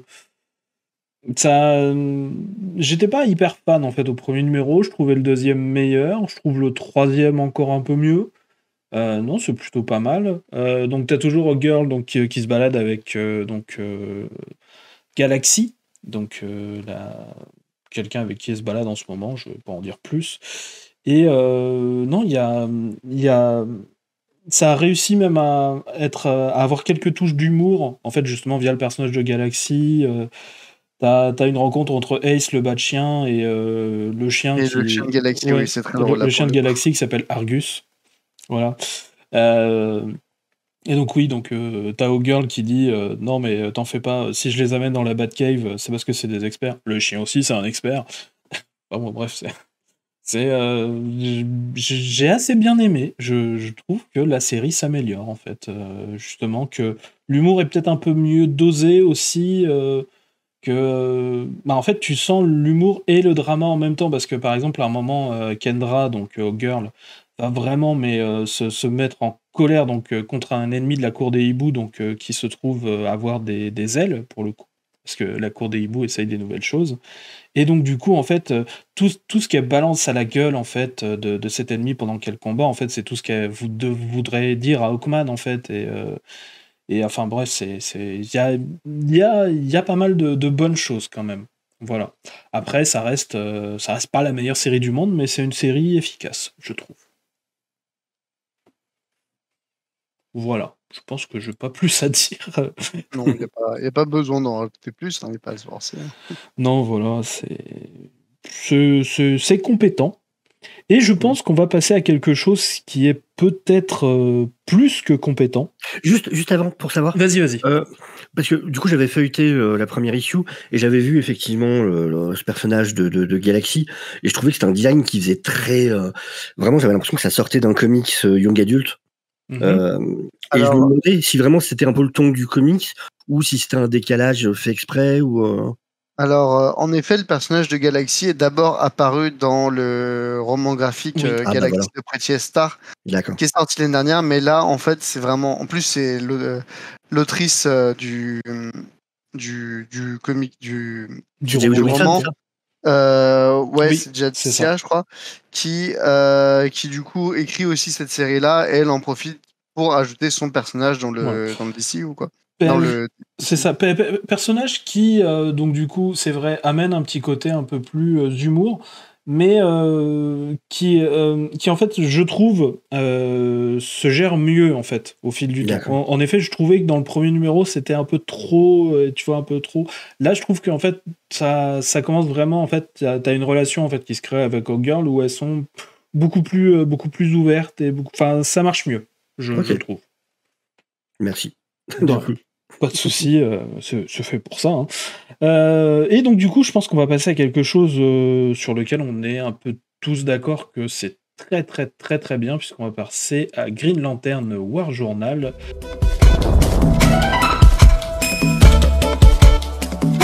Et je vais demander à Midnighter de nous le présenter. Très bien, donc du coup, c'est la nouvelle série Green Lantern avec Jon Stewart. Voilà, donc déjà, c'est une jolie base. On retrouve Jon Stewart sur Terre, donc il y a le même statu quo que Alderdan, donc forcément, la Terre reste confinée. Sauf que là, il y a une sorte de Green Lantern qui vient le trouver, alors que Jon Stewart, il est en train juste de vivre sa meilleure vie chez sa mère. En gros, sa meilleure vie. Meilleure vie, non. Ouais, entre guillemets. Voilà, c'est un peu entre guillemets. Hein. Voilà, donc c'est assez cool. J'ai pas senti l'obligation d'avoir vraiment lu les backups qui étaient sortis notamment dans la série Green Lantern, dans les 3 numéros de Green Lantern. Parce qu'en soi, on peut très facilement se raccrocher à l'intrigue. Je trouve que c'est un début très intéressant. Voilà, pour résumer, c'est vraiment un début de série intéressante, qui met bien tout en place, qui permet de situer aisément où en est Jon Stewart dans sa vie. sa vie, son œuvre, sa dépression, sa mère, etc. Et ce qui va lui tomber dessus, notamment avec ce mystérieux anneau qui sort d'on ne sait pas trop où. Sans compter que c'est illustré vraiment très très bien. Au début, j'ai vraiment pensé que c'était Liam Sharp, par un moment, par certaines planches. Au final, c'est pas Liam Sharp, mais c'est pas grave parce que ça reste quand même très bien. C'est pas Liam Sharp, c'est quelqu'un qui utilise un pseudonyme qui s'appelle Montos. Donc voilà. Non, franchement, moi aussi, je suis vraiment d'accord. Enfin bon, moi, normalement, on est censé mettre que 2+, j'en ai mis 3. Voilà. Ça veut tout dire. Non, c'est Kennedy Johnson. Kennedy Johnson, vraiment, je trouve que c'est un artiste en ce moment. Au scénar, il redonne du peps un peu à tout ce qui touche. Hein. On parlait donc de la forme actuelle de Superman. Pour moi, on la doit à Kennedy Johnson. Oui. Voilà, et franchement, je trouve l'écriture, en fait, parce que du coup, il y a énormément de pathos qui est mis sur Jon Stewart, en fait, et notamment cette petite vie qui apparemment a l'air tranquille. Le pathos est extrêmement bien géré parce qu'en fait, tu le découvres en fait par des touches subtiles, en fait. Tu comprends des choses au fur et à mesure de la lecture, et c'est très intéressant, surtout qu'en plus, voilà, j'ai moi-même des gens dans ma famille qui ont ce petit souci de mémoire avec la vieillesse, par exemple. Voilà. De temps en temps, voilà. Vouloir jouer le jeu, ça pourrait être intéressant. Je comprends vraiment un peu ce que peut penser Jon Stewart. Après, j'avais un peu peur, en fait, avec le titre War Journal, en fait, qu'on en fasse des caisses sur le côté guerrier, en fait, de Jon Stewart, parce que c'est pas le côté que je préfère de Jon Stewart, qui en fait a été, en fait, son origine a été changée plusieurs fois. Et moi, je reste très attaché à sa première origine, qui était plutôt un architecte, plutôt qu'un ancien soldat. Et donc, le fait que, en fait, on ne mette pas vraiment l'accent là-dessus, malgré le titre, donc War Journal, et les couvertures qui sont toutes plus guerrières les unes que les autres, en fait, ça m'a fait du bien. J'étais content. J'ai vraiment apprécié ce premier numéro, et je laisse quelqu'un d'autre parler. Alors, qui y va ? Je vais y aller. Vas-y. Personnellement, c'est la lecture que j'ai préférée cette semaine. Voilà. Je trouve que Kennedy Johnson, ça marche toujours avec moi, que ce soit son Hulk ou Action Comics. Ici, il mélange bien l'action, le côté un petit peu mystérieux autour de ce nouvel anneau qui apparaît, et surtout l'émotion. Parce que toute la partie avec la mère de Jon Stewart, c'était très bien écrit, sans en faire de trop. Voilà. Je connaissais pas Montos avant de lire de voir ce qu'il avait fait dans le backup de Green Lantern, mais il m'impressionne à chaque fois, et je pense que je vais retenir son nom et essayer de m'intéresser à ses travaux suivants.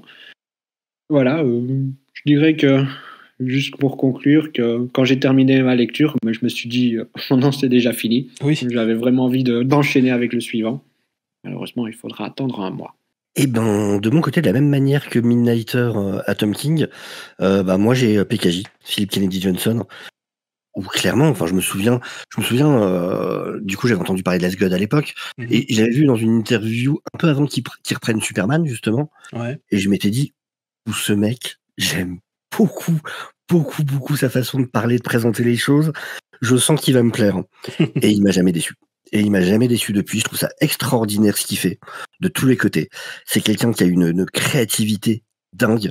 J'adore la manière dont il approche les choses. C'est un passionné du world building.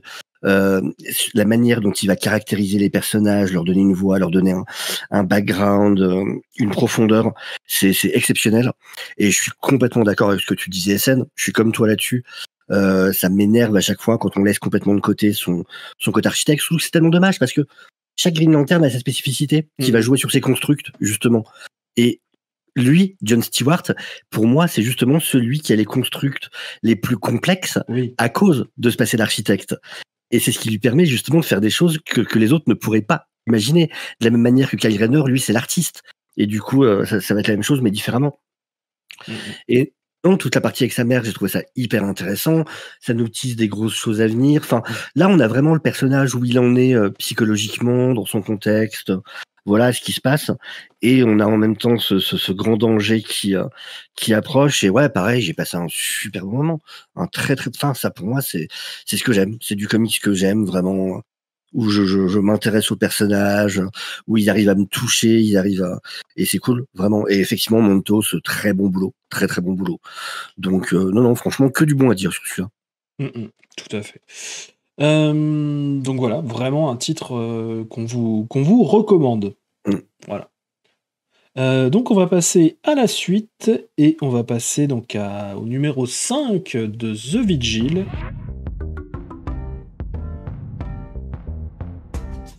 Et je vais laisser Nico nous le présenter. C'est gentil, j'avais préparé le coup cette fois. Donc, The Vigil, c'est une équipe de super-héros indiens qui n'ont pas spécialement des pouvoirs incroyables, mais qui ont des pouvoirs.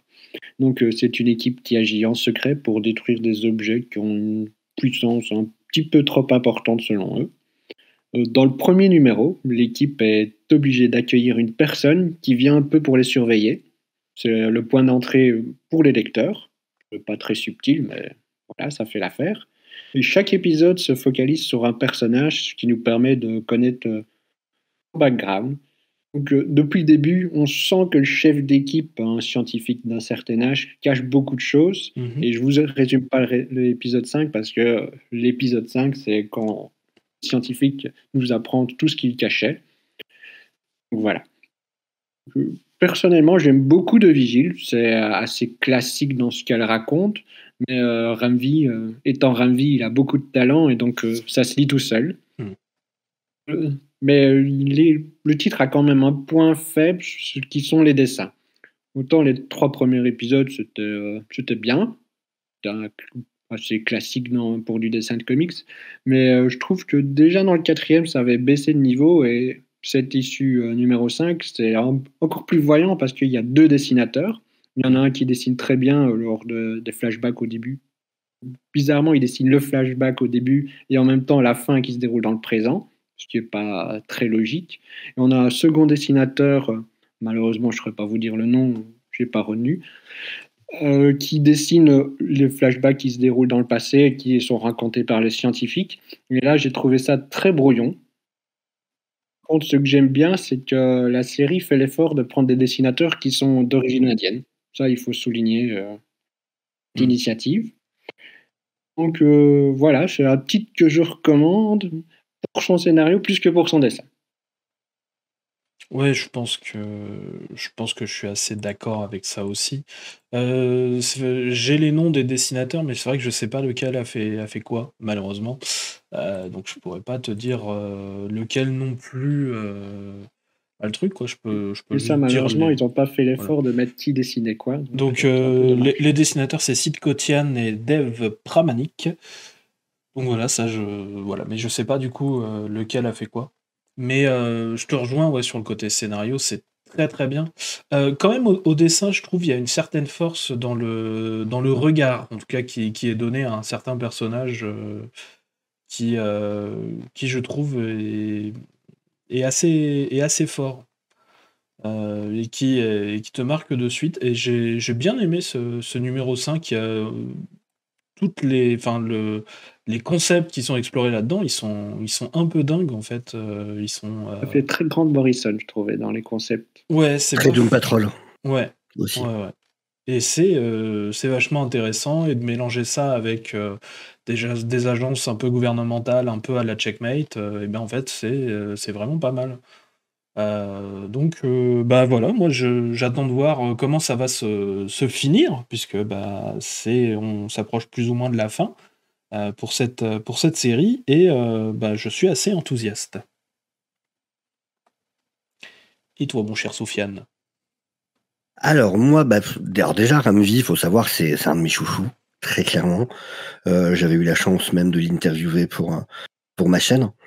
Et effectivement, c'est je trouve ça J'aime ce que fait Ramvi dans ce truc déjà, effectivement de ramener des personnages indiens, mais vraiment de le faire bien, de les développer, de leur donner une identité. Il va jamais dans la facilité et il essaye vraiment de construire des choses. Et ça, je trouve ça vraiment cool. Il y a un côté vraiment Doom Patrol pour plein de raisons que je préciserai pas forcément, mais à sa manière à lui. Et dans ce 5e numéro, il y a un des personnages qui est plus développé. Je pense que c'est le même dont tu parlais pour l'histoire du regard, que je trouve vraiment intéressant pour le coup. Oui. Oui, voilà. Et je suis curieux de voir où ça va aller avec ce personnage-là, parce qu'on nous tease des choses en plus, on nous révèle aussi des choses par rapport à lui, pas que par rapport aux scientifiques. Et ça m'intéresse beaucoup. Et non, franchement, ça révolutionne pas les choses, mais c'est vraiment une histoire hyper sympa à lire, je trouve. C'est très cool. Vraiment, j'ai passé un bon moment. Je me suis rattrapé parce que j'avais deux issues de retard. Du coup, j'ai lu les deux et vraiment, c'était un vrai plaisir à lire. Ah ouais, non, c'est ça. C'est vraiment une petite série là qui vient de l'initiative Dawn of DC qui essaye de créer des nouveaux personnages. Et je trouve que c'est un bon personnage enfin, même pas personnage, carrément une équipe qui mérite de continuer d'exister, je trouve, même après. J'aimerais bien. En plus, il y a de grandes chances que ça arrive parce que Ramvi, on le sait maintenant, a signé un contrat d'exclusivité avec DC pour 3 ans. Donc il y a des chances qu'il en fasse quelque chose.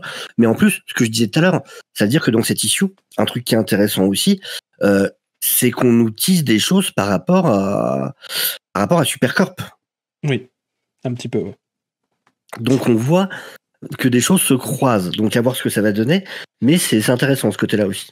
Oui, de toute façon, par rapport à Superman, même si j'ai pas lu l'issue, on sait qu'il va y avoir pas mal de choses qui vont arriver l'année prochaine. Ouais. Que ce soit notamment par rapport à Zod, on a déjà une mini-série Zod qui a été annoncée, ou un crossover entre Superman et Action Comics. Qui serait en grosse préparation, donc c'est pas étonnant. En même temps, et aussi pour The Vigil, on les a d'abord aperçus dans le Detective Comics de Ramvi aussi. Exact. Ouais. Mais c'est un autre détail par rapport à Ramvi, c'est que son contrat d'exclusivité l'empêche pas de faire de l'indé, notamment chez Boom, de l'indé notamment chez Boom Studio. C'est juste pas chez Marvel. C'est ça. En gros, ouais. mais ça peut se comprendre que d'ici ait envie de garder certains scénaristes, tout en les laissant leur possibilité d'aller écrire de l'indépendant ailleurs.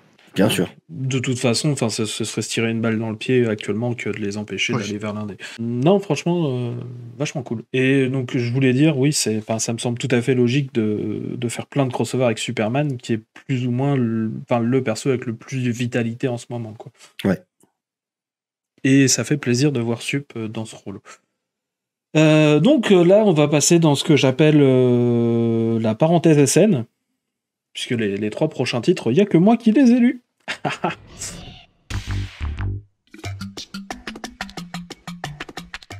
Voilà, donc on va commencer avec un petit peu de robotique avec le numéro 3 de Cyborg. Donc, alors les séries solo Cyborg, oulala, c'est pas toujours bon. Celle-là, ça va, c'est un peu toujours lié à son père, en fait, toujours, ça c'est chiant. Mais ce coup-ci, il est mort. Bon, et puis il y a quand même un moyen pour qu'il puisse revenir chier, puisqu'ici on parle en gros de mettre nos esprits dans des sauvegardes informatiques, de comment est-ce que ça marche, de plein de trucs, et aussi de création d'IA. Donc du coup des thèmes assez récents en tout cas. Et voilà, c'est plutôt pas mal fait. Après, ça casse pas non plus 3 pattes à un canard unijambiste. Voilà. Les dessins ils font le taf, mais il manque de punch. J'ai eu des PTSD en voyant les dessins, parce que ça me rappelait énormément le style de la série Green Lantern qui avait eu la dernière série ongoing. C'est Tom Raney au dessin. C'est le même dessinateur. C'est le même, c'est ça. Hein. Je déteste son style. Vraiment, j'y arrive pas. Ouais, enfin, c'est pas pour moi. Quoi. D'accord, je comprends. Donc, ne va pas lire les Ultimate X-Men, il en a fait. Voilà. Non mais voilà, le scénario en fait, j'ai déjà lu bien pire sur le personnage de Cyborg en fait, où malheureusement on tourne toujours autour des mêmes thématiques. Et voilà, bon bah, c'est-à-dire qu'on tourne toujours autour du père, autour du manque de son corps, de la robotique, de la tech, mais pour le coup, on le fait avec, je trouve, un peu plus de brio que ça n'a été fait les fois précédentes. Voilà, ça fait pas une série extraordinaire, mais ça fait une série potable. Et ensuite, donc toujours dans ce tunnel, nous allons passer à une anthologie. Une anthologie sur Harley Quinn qui s'appelle Harley Quinn Black plus White plus Redder numéro 3. Alors, Redder, bah déjà parce qu'il y a déjà eu une anthologie Harley Quinn Black plus White plus Red, c'est-à-dire qu'en fait, c'est les seules couleurs que vous aurez dans le dessin. Et donc, anthologie oblige, bah, il y a plusieurs histoires et elles ne sont pas toutes de la même qualité. Voilà, j'ai adoré la première histoire qui est faite par Gail Simone. Donc déjà, j'étais très content. Avec en plus un dessinateur que j'aime beaucoup qui s'appelle David Baldeón. Enfin bref, c'était trop bien. Où en fait Harley Quinn pousse en fait Adam Strange au dernier moment et en fait du coup récupère le rayon Zeta qui est censé le toucher et donc le ramener sur la planète Rann. Et donc du coup c'est Harley Quinn qui va aller s'occuper de la science-fiction dans l'espace et elle fait tout ça pour à la base ramener un cadeau à Ivy. C'était très très drôle. Malheureusement les deux autres histoires sont moins bonnes. Voilà. Les autres histoires, c'est Harley qui a le blues. Alors du coup, on va lui donner un chat. Waouh, youpi. Et ensuite, c'est une sorte d'histoire un peu what if si jamais Harley Quinn n'était jamais tombée amoureuse du Joker. C'était moins fun, mais voilà, si vous avez l'occasion au moins d'aller lire l'histoire de Gail Simone, vous allez vous marrer. Parce que c'était trop bien. Voilà. Et donc, le dernier numéro dans cette parenthèse, c'est pour le coup une conclusion de série, une série que j'aime bien, qui s'appelle Superboy, The Man of Tomorrow. Donc là, quand je dis Superboy, je ne parle pas de John Kent, le rejeton Clark et Lois Lane. Non, je parle de Connor, le clone, qui date des années 90, et qui, en fait, tout simplement est parti dans l'espace, parce qu'en fait, il avait du mal à trouver sa place sur Terre. À la base, c'est une série en fait que DC avait mis dans ses concours. Choisissez ce qu'on fait après. Voilà les round robins, qui est un concept que je suis pas très fan parce que je préfère. Je trouve ça bizarre de mettre ou pas le fait qu'on va faire une série ou pas au succès populaire. Je trouve ça un peu bizarre. Mais en tout cas, cette série, elle était assez cool. Et en gros, dans ce numéro, c'est en gros, il a fait partie d'une équipe dans l'espace où il a aidé les gens, et puis bon, voilà, en gros, il a résolu en gros des problèmes qui ressemblent à ce qu'il a connu, c'est-à-dire il a sauvé des gens qui avaient été créés pour être des armes, c'est-à-dire ce qu'il est lui-même. Il s'est fait des amis qui, dans l'esprit, ressemblent un petit peu à ceux qui s'est fait dans Young Justice, donc un peu intelligent comme Tim Drake, un peu attentionné comme Cassie Sandsmark, un peu impulsif comme Bart, enfin voilà. Et du coup, il revient sur Terre, on lui offre enfin une cape avec un S. Waouh! Et comme dans la série Power Girl, en fait, on réaffirme que oui, ces personnages ont leur place dans la Super Family. Et c'est une série assez sympathique, surtout que du coup on découvre que il pourra retourner dans l'espace un peu quand il veut, donc maintenant on n'est pas à l'abri de voir Superboy arriver un peu dans l'espace pour juste régler des problèmes quand il a envie. D'ailleurs, en parlant de Superboy, on va le voir un petit peu dans le prochain numéro d'Action Comics qui sort la semaine prochaine. Eh ben écoute, ça tombe bien, il vient de revenir sur Terre, donc exactement. Tout est cohérent. Ouais, la vie est bien faite. C'est ça. Et donc maintenant, il nous reste donc un dernier titre. Vous avez l'habitude, peut-être maintenant, on parle des adaptations un peu de manga. J'ai malheureusement pas encore mis la couverture, je suis désolé, mais on va parler du numéro 6 de Superman versus Meshi.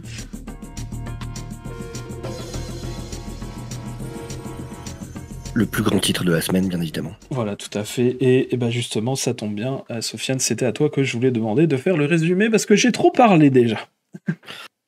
Bah écoute, je pense que voilà, en termes d'écriture et de scénario, c'est quand même celui qui se rapproche le plus d'une masterclass, on va pas se mentir. On a donc Superman. Faut savoir, pour ceux qui connaissent pas du tout Superman Meshi, en gros, on découvre l'amour de Superman versus Meshi. On découvre l'amour de Superman pour la cuisine japonaise.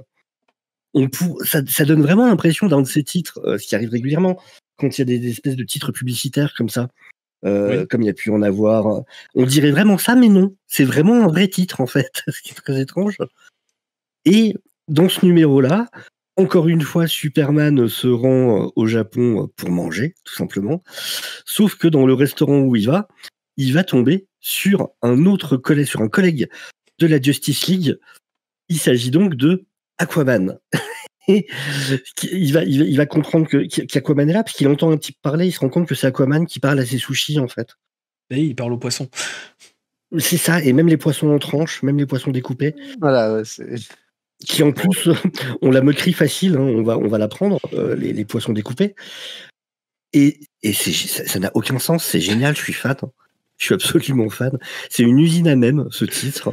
Il y a des cases qui sont incroyables, vraiment, avec des expressions faciales de Superman qui sont juste dingues. Et je ne comprends pas comment ce titre existe, je ne comprends pas comment c'est écrit comme ça, et j'en veux plus, j'en veux beaucoup plus. Moi, je remercie tout ce qui est possible de remercier avec ce titre existe. Ah ouais. Et je suis aussi d'accord avec vous. C'est-à-dire qu'après notre premier numéro où SN en avait parlé un peu tout seul, je me suis dit, allez, je vais regarder ça. Ouais. Et j'ai beaucoup ri durant la demi-heure qui m'a pris ma lecture des 5 premiers numéros. J'ai beaucoup ri, ça m'a beaucoup plu. J'ai vraiment trouvé ça vraiment fun, en fait. C'est ça. Vraiment fun. C'est vraiment Superman. J'irai dîner chez vous au Japon, quoi. Donc, et à chaque fois, il teste un plat différent dans des chaînes différentes. Enfin, bon, pas vraiment parler celui d'Aquaman, mais le numéro où il emmène Batman Ah bah oui, mais ça, c'est le meilleur. au Japon est juste à mourir de rire de A à Z. Donc, et avec Aquaman aussi, j'ai aussi trouvé ça très drôle. Enfin, oui. bref. Moi, je trouve vraiment ce titre excellent. Surtout qu'en plus, ils te répondent pas définitivement. Est-ce que c'est juste Aquaman qui se fout de la gueule de Superman ou est-ce que Aquaman parle réellement aux poissons sushi? Je vais admettre que Aquaman peut parler à l'esprit des poissons qui sont sur les tranches de sushi. Ouais, c'est son nouveau pouvoir. Et même si c'est pas canon, dans ma tête, ça l'est. Très bien. Et en plus, il y avait vraiment ce côté où justement je disais, et je me suis dit, j'espère qu'ils vont pas encore faire la blague d'Aquaman qui parle à des poissons. Sauf qu'en fait, c'est fait d'une manière tellement absurde et où il continue à appuyer dessus que c'était ok, vous ça passe, vous pouvez, c'est bien, il y a pas de souci. Ça dure, ouais. Le poisson, il parle mais pendant des pages et des pages, quoi. Oui, et truc pour que les gens comprennent au cas où ils l'ont pas lu. Mais vraiment, lisez-le. Mais c'est que nous, on voit pas ce que dit le poisson quoi que ce soit. On a juste les réponses d'Aquaman qui est là, qui parle à ses sushis. Et le délire, c'est que Superman a pris des espèces de sushis spéciaux qui sont des trucs pas du tout classiques, genre un sushi hamburger avec un mini steak, truc comme ça. Et vraiment, le sushi se fout de sa gueule pendant tout le long. Et ça n'a aucun sens. Et c'est formidable. Entre ça et je sais pas si vous avez lu celui sur le Joker, qui élève Bruce Wayne Jr. J'en ai parlé ici. Vraiment, mais ces deux mangas, mais je les trouve tellement what the fuck. Je suis fan, j'adore ça. Mais c'est des types de mangas qui existent au Japon, mais qu'on n'a pas souvent l'habitude de voir, en fait, justement, parce qu'ils sont en général pas forcément traduits, même pas en scan, parce que justement, c'est des choses un peu éducatives, en fait. Ça n'a pas de valeur. Ça a peu de valeur. Il y a un aspect un peu éducatif de voulu dans ce titre. Mais au-delà de ça, je trouve vraiment que c'est fun, que ça match bien avec Superman. Pour moi, ça serait presque un équivalent sur Webtoon du Wine Family's Adventure, en fait. Oui, tout à fait. Qui est un webtoon que j'adore énormément et qui est disponible, dont la majorité des chapitres ou presque sont disponibles en français. Ouais. Et que s'il y a des gens qui veulent le lire, ne t'en fais pas, que... ne t'en fais pas. J'ai prévu de le rajouter dans les conducteurs dans les semaines où on aura moins de titres. Oui.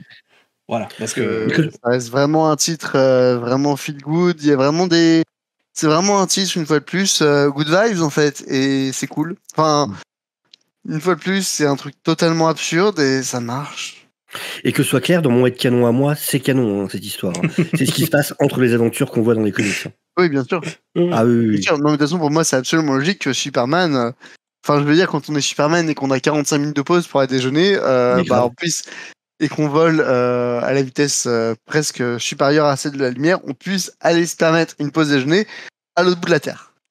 En plus, j'adore parce qu'au début quand il attend, c'est vraiment le délire des restaurants japonais où tu dois prendre un numéro et t'as des banquettes et tu t'assois et au fur et à mesure tu te décales sur la banquette, tu sais, quand il y a des gens qui vont bouffer, quoi. Et le fait de voir Superman sur sa banquette, et je l'imagine avec sa cape en train de se décaler un peu vers la gauche à chaque fois que quelqu'un se lève, et je suis fan, j'adore ça. Ouais, c'est vraiment une réussite. Il y a plein de trucs aussi que j'ai retrouvé, pas nécessairement dans ce chapitre-là, mais dans d'autres chapitres, quand j'ai voyagé un peu à Tokyo.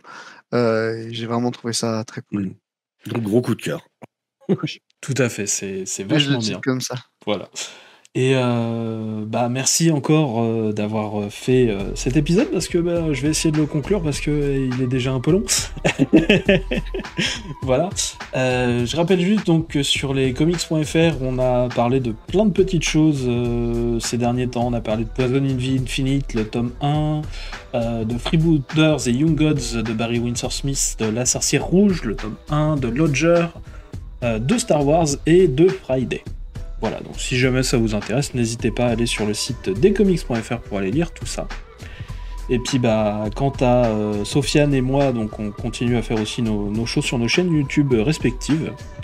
Et donc voilà, n'hésitez pas à venir nous voir si vous en avez envie. Et merci encore d'avoir fait ce podcast avec moi, d'avoir lu tout ce qu'il y a à lire. Parce que je sais que ça demande du temps. Et donc merci. Sur ce, on vous dit à la prochaine fois. Et salut à tous. Ciao. À bientôt. Salut.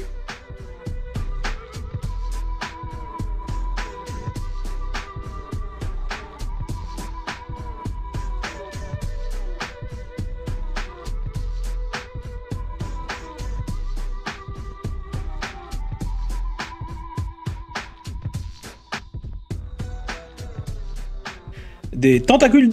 Voilà, je refais. Bien.